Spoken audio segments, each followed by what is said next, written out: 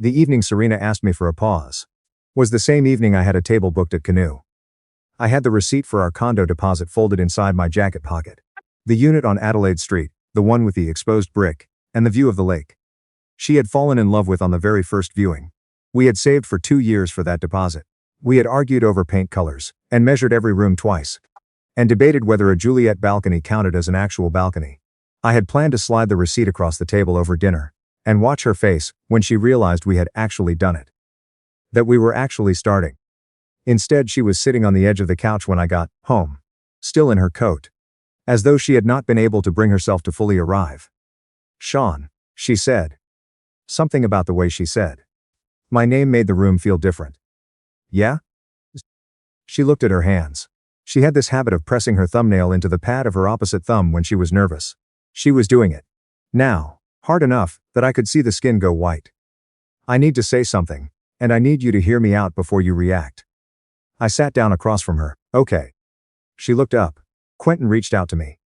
I did not say anything. Quentin was her ex.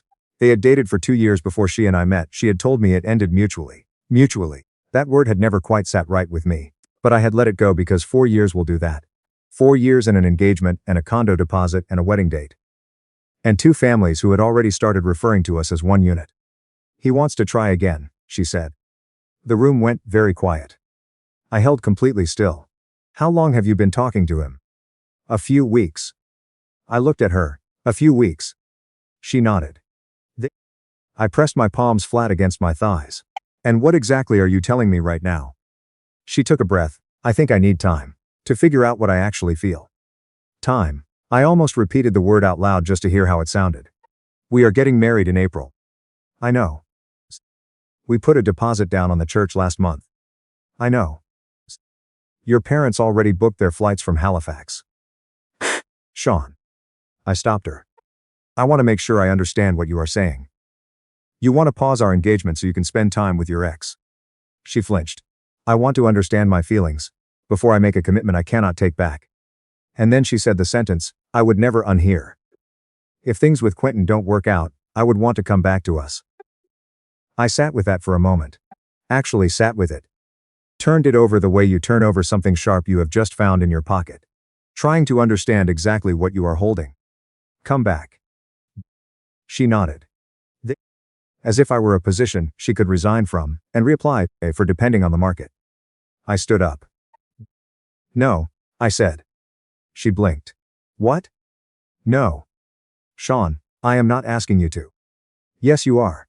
You are asking me to sit here while you go and see whether he is better.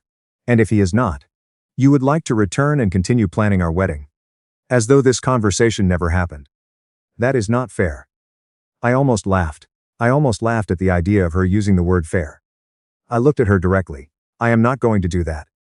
Her expression shifted. "I thought you loved me." There it was. That sentence deployed like a tool. Like a key she expected to unlock something in me. "I have loved you for 4 years. I said it quietly. "That is exactly why I am not going to let you treat me like a backup option." Tears filled her eyes. "I am not treating you. You told me you want to leave and come back if it doesn't work out. What would you call that?" She looked away. "I just need clarity." I walked to the hallway. Opened the closet.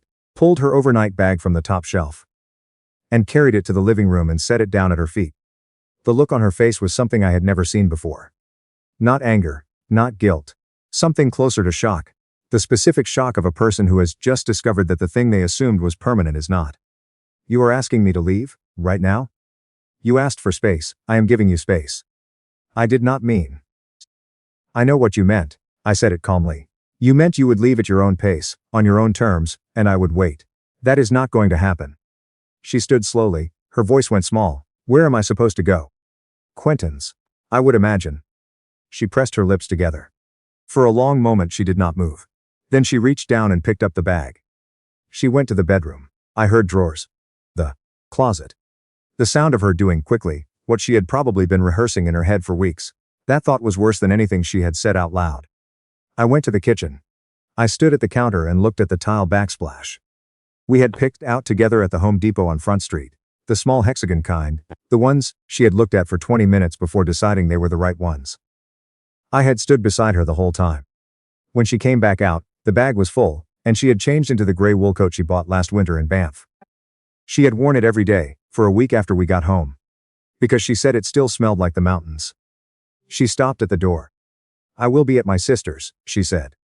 "Okay." She waited. For what, I was not sure. For me to cross the room. For me to tell her we could figure it out.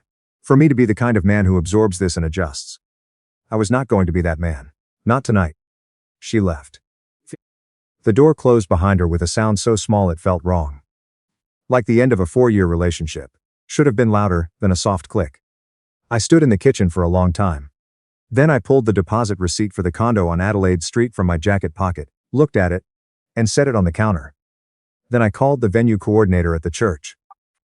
"Good evening, St. Andrew's Events Office. My name is Sean Mercer. I need to cancel a booking, April 14th. A pause. "I ceased. Mr. Mercer, according to the contract, your second installment becomes non-refundable in 10 days. "I know. Would you like to reschedule?" "No. Cancel it." She walked me through the paperwork. Then I called the photographer, the caterer, the string quartet my fiancée had insisted on because she lit up every time she described them, the florist, the hotel block I had reserved for out-of-town guests. Each call felt like pulling a thread, and with each thread, something unraveled. But something else also quietly held. By midnight I had dismantled the wedding. I opened a new browser tab and moved every dollar I had ever deposited into our joint TD account into my personal checking. Not her money, not a cent of what she had contributed, only mine. The RRSP contribution I had earmarked for our house fund, the bonus I had kept in the shared account, because it had felt like a shared future. The savings I had been setting aside since the year we got engaged. I closed the laptop. My phone buzzed at 12:43 in the morning. "Sean, why aren't you responding to me?" "Then, I didn't think you would do this." "Then, you're scaring me." That last one sat in my chest in a strange way. I was scaring her. Not Quentin, not her own choice to dismantle a 4-year engagement on a Tuesday evening. Me. The man who had spent 4 years being steady and present and exactly where she expected him to be. I typed one sentence. "There's nothing left to discuss." Then I blocked her number. The apartment went quiet in a way it never had before. Not peaceful quiet, the quiet of a thing that has been emptied out. I did not sleep that night. I sat on the couch and stared at the muted TV, until the sky outside started going gray. Around 4 in the morning, I went to the bedroom, and saw the space where her things had been. The indentation on her side of the mattress. The single earring she had forgotten on the nightstand. One of the silver ones shaped like a crescent moon. I did not touch it. The worst part was that I still loved her. That is the thing nobody tells you. That love does not vanish because someone has just given you every reason to stop. It lingers. It looks for reasons to stay even when the mind already knows better. Part of me was still listening for her key in the lock. Part of me still expected to hear her voice from the other room. Every time that part surfaced, I forced myself to remember the necessity. If things with Quentin don't work out, I would want to come back to us. I said it to myself like a mantra, not out of bitterness, out of necessity. In the morning, my mother called. I answered, because I always answer my mother. She did not say good morning, she said. "What is happening?" I closed my eyes. "My fiancée called you. She said you canceled the wedding." "Did she tell you why?" A pause. "She said you had an argument." I sat very still. An argument, that is what she had told my mother. We had an argument. "Mom." She asked to take a break so she could go be with her ex. She told me she would want to come back if it didn't work out with him. Silence. Then my mother said, "I know." The word landed like a door slamming. "What?" "She called me 2 weeks ago. She said she was confused, that her ex had been in touch, and she didn't know what to do." I stood up from the bed. "And you didn't tell me?" "She asked me not to." "She asked you not to tell your own son that his fiancée was considering leaving him for another man?" My mother's voice got careful. "I told her to think very hard before doing anything rash. I thought she would work through it on her own." "Did you tell her it was wrong?" "I told her marriage was a serious commitment." "That is not the same thing." "Sean." "Mom, I need you to understand something. I am not angry at her. I am done with her. And the fact that you knew and said nothing means I am going to need some distance before we speak again." She started to say something. I hung up. My father called 30 seconds later. I did not answer. My cousin called after that. Then her brother. Then a number I didn't recognize, which I was almost certain was her calling from someone else's phone. The messages came in like weather. Give her another chance. You're both young. Love isn't black and white. Don't do something permanent when you're this upset. Be the bigger person. Be the bigger person. I had always hated that phrase. It meant, absorb the thing that was done to you, so that everyone around you can remain comfortable. By noon I had drafted an email. Short, no details, no accusations. I sent it to everyone on our joint guest list, family, friends, colleagues who had already RSVP'd. I told them the wedding was cancelled. I apologized for any inconvenience to travel arrangements. I asked for privacy. Within an hour my phone was a small disaster. I changed the locks the next day. The building superintendent did not ask questions. He just looked at my face and said, "Tough week?" "Something like that," I said.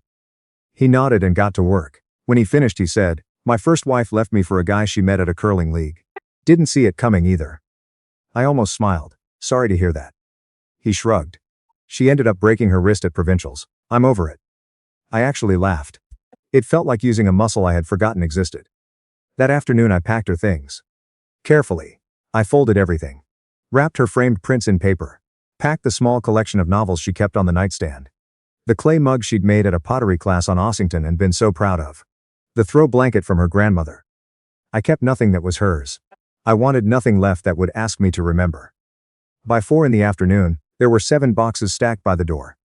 I sent her a message from a new email address, since her number was blocked. I told her the boxes would be available for pickup, Saturday between 10 and noon, told her I would not be there. My friend, Piers, would let her in. Anything not collected by Sunday would go to her parents. She replied within 4 minutes, "Sean, please, we need to talk." Then I went to Quentin's.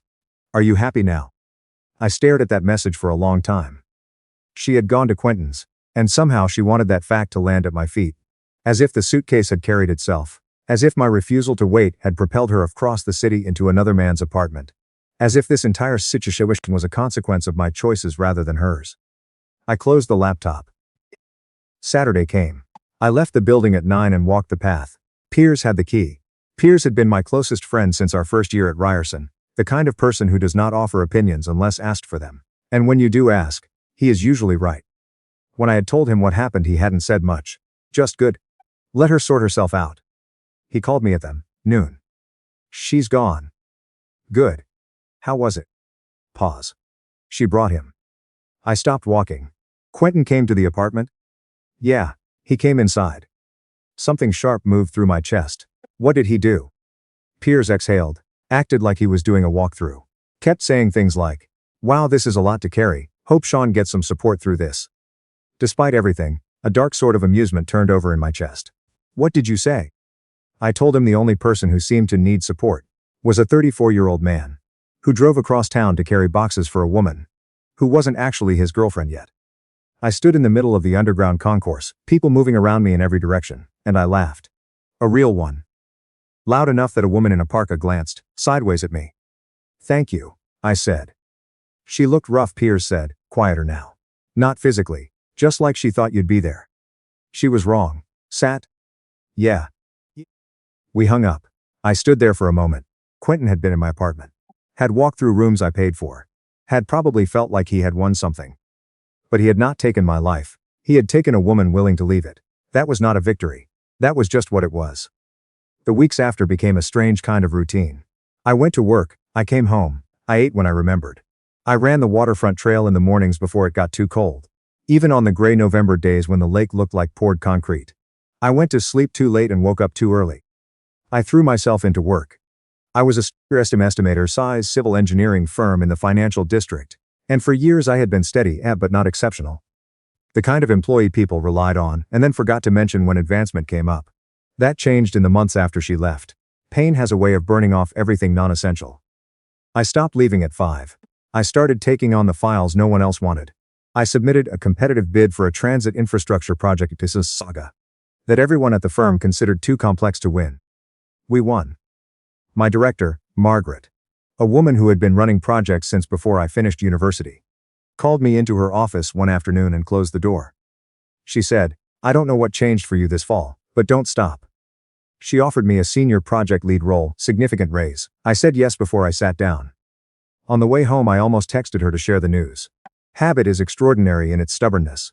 I stared at her blocked contact for 3 full seconds. Then I called Piers instead. He picked up immediately. "What?" "I got promoted." Long pause. About time. We went to a pub on King Street. He bought me a beer and raised his glass without making a speech. And that was exactly what I needed. Then 6 weeks later, she emailed me. Subject line, checking in. Sean, I know you probably don't want to hear from me. I understand if you delete this. I just wanted to say I think about you. I handled things badly, and I've been trying to understand why. I hope you're okay. No real apology. She handled things badly. That is the language people use when they cannot bring themselves to name what they actually did. She did not write, I treated you like a policeholst. She did not write, I asked you to hold your life in reserve while I explored another option. She wrote, I handled things badly. I closed the email. Then her mother called. I almost didn't answer, I answered. Linda, I said. She sounded tired. I'm sorry to bother you, Sean. I know I don't have the right. You're right that you don't. She exhaled slowly. My daughter isn't doing well. I looked out my office window at the gray December sky. That isn't mine to manage anymore. I know, but she misses you, and things with Quentin have been, she paused, difficult. Of course they had. Because the version of Quentin she had remembered was not a real person. It was a feeling. A before photo. The man who had existed in her memory before the ordinary business of daily life could reduce him to his actual dimensions. Linda, I said, why are you telling me this? Because I believe she made a terrible mistake. She did. And I'm wondering if there's any. No, I said. Sean. Linda. I have always had a lot of respect for you. I genuinely have. But this conversation isn't something I'm going to participate in. She went quiet for a moment. We all assumed you would come around eventually. There it was, not hoped. Assumed. They had all looked at 4 years of my steadiness. My patience, my being the one who fixed things and stayed, and concluded that this too was something I would absorb and resolve. That I was simply the kind of man who could be counted on to smooth over whatever damage was done to him, given enough time. That version of me had died. The night she sat on the edge of the couch in her coat and said, if it doesn't work out, I would want to come back to us. I'm not available for this, I said. I wished her a good evening and hung up. That night I slept 8 hours for the first time since October. I moved into a new apartment in January. A 1-bedroom on Wellington Street, higher floor, better light. I repainted everything. Warm white instead of the sage green she and I had agonized over together. I bought a new couch that was the wrong size for the room but that I liked anyway. I put exactly what I wanted on the walls, no compromise required. I started seeing a therapist on Tuesday evenings. A man out of an office on Yonge, calm and direct, who said something in our third session that I kept turning over for weeks afterward. He said, the version of yourself you've been trying to protect wasn't actually protecting you. It was protecting her comfort. I did not respond for a long time after that. Because he was right. I had made myself endlessly flexible, endlessly available. If she was unhappy, I adjusted. If she pulled away, I moved toward her. I had convinced myself that this was love. What it actually was a slow and patient erosion of the understanding that I was allowed to need things too, that I was allowed to have a limit. I had confused patience with self-erasure. Never again. Quentin showed up at my office in February. I was coming back from a site meeting and found him near the front desk of the building lobby, hands in his pockets. Easy, smile, the particular confidence of a man who has never had to earn the room he occupies. When he saw me, he said my name like we were old friends. I stopped, kept my voice even. What are you doing here? He said we should talk, man to man. I said we had nothing to talk about. He stepped closer. Look, she's struggling. She feels guilty. She keeps reaching out and you won't respond. It's not helping anyone. I looked at him for a moment. He had come to my office to ask me to make the woman he had recruited away from me feel better about having left. Quentin, I said, leave. His expression changed. You think you're better than me. I said it quietly, evenly. I don't think about you at all. Something moved behind his eyes. Then he said, she only stayed with you as long as she did because you were safe. She told me that. I took one step closer, and yet here you are, standing in my lobby, asking the safe guy to clean up the mess you both made together. Doesn't really say much for exciting, does it? His jaw tightened. Margaret appeared in the hallway. She looked at him. She looked at me. She said, can I help you? Quentin looked at her. Then he walked out. Margaret watched him go. Then she said, what was that? Nothing important, I said. She nodded once and went back to her office. I stood in the lobby for another moment. Then I went back to work. By spring, my life looked nothing like the one she had walked away from. Different apartment, different morning, different version of myself. I was running farther, sleeping better, actually cooking instead of defaulting to takeout. The Mississauga project had come in on schedule, and 2 other municipalities had reached out about new work. Margaret had started including me in conversations I had never been part of before. I was not healed, exactly. Healing does not happen the way people describe it. A clean line from broken to whole. Some evenings still that weight, a particular song. The early spring light on the waterfront on weekends, which had once belonged to our routine and now just belonged to the city. But I no longer wanted her back. That was the difference. The loss remained. The wanting was gone. And then one Thursday in April, I came through the lobby of my building after a long day. And she was standing near the elevator bank. She looked different, smaller somehow. Her hair was longer. She was wearing a jacket I had never seen before. When she saw me, her eyes filled immediately. I stopped. "How did you get up here?" I said. I told the concierge I was an old friend. He called upstairs. I looked toward the front desk. The man on duty became very interested in his monitor. I made a mental note. She took a step toward me. "You changed everything. Your number, your email, the building." "Those were choices," I said. "I know." She looked down for a moment. "I didn't know another way to reach you." "That was the point." She nodded. "I know." The elevator was behind me. I did not press the button. Not yet. She clasped both hands together. "Can we go upstairs and talk? Just 10 minutes. "No." "Sean. No, whatever you need to say. You can say it here." She looked around briefly. Normal Thursday life moved through the lobby. A woman with groceries, a courier, a man walking a dog that was too big for the elevator it was about to get into. Life continuing around whatever this was. She looked back at me. Her voice was steady but barely. "I made a mistake." I waited. Quentin wasn't who I thought he was. He'd lost his lease. He moved in with me and then stopped looking for work. He borrowed money. He was inconsistent and unkind. And I think he came back not because he wanted me, but because he wanted to prove that he still could. I listened. "What?" "I knew within 6 weeks that I had made a terrible mistake. But by then you'd blocked me from everything. And I didn't know how to reach you." "That was the point," I said again. She made a sound that was almost a laugh and almost not. "I know, Sean. I'm not asking you to pretend nothing happened. I'm asking for a chance to actually apologize." "You're apologizing right now." "I mean a real one." She looked up. "One that's not in a lobby." I looked at her. The woman I had driven to the airport at 5 in the morning without complaining. The woman I had sat beside in the waiting room when her father had his procedure last spring, and she had been quietly terrified. The woman whose laugh I had loved, without ever having to think about it. I also saw the woman, pressing her thumbnail into her palm on the edge of the couch, telling me she might want to come back if things did not work out. "Serena." I said her name once, clearly. "What you're describing sounds like an apology. And I believe part of it genuinely is. But I also think you came here because things with him fell apart and being alone is uncomfortable, and I'm the clearest example you have of something that was real and stable." Her expression cracked slightly. "That's not all it is." "Maybe not. And both things can exist at once. But I spent 4 years making myself available for whatever you needed. When you needed patience, I had it. When you needed reassurance, I gave it. When you needed me to be the dependable one, I was. And somewhere in all of that availability, I forgot to ask whether what I needed was being met at all." She was very still. "You treated our relationship like a guaranteed return," I continued. "Something that would always be there. And when something more interesting appeared on the horizon, you wanted to explore it and keep me in reserve. I'm not willing to be that for anyone." A tear ran slowly down one side of her face. "I know," she said. "Is there any chance?" The words were barely above a whisper. I looked at her for a long moment. "No," I said. She nodded. "The way you nod at news you knew was coming, but had allowed yourself to hope would be different." I pressed the elevator button. The doors opened behind me. She said, "Did you ever really love me?" I turned back. "I loved you the way you're supposed to love the person you're building a life with." I said it without hesitation and without anger, and I finally loved myself enough to stop. When it became clear I was the only one who was. Her face broke quietly. I stepped into the elevator. The doors began to close. Through the narrowing gap, I could see her standing in the lobby in her unfamiliar jacket. In the building she had tracked me to, holding nothing. Waiting for a door that was already closed. And I rode up alone, and felt for the first time in nearly 6 months, entirely like myself.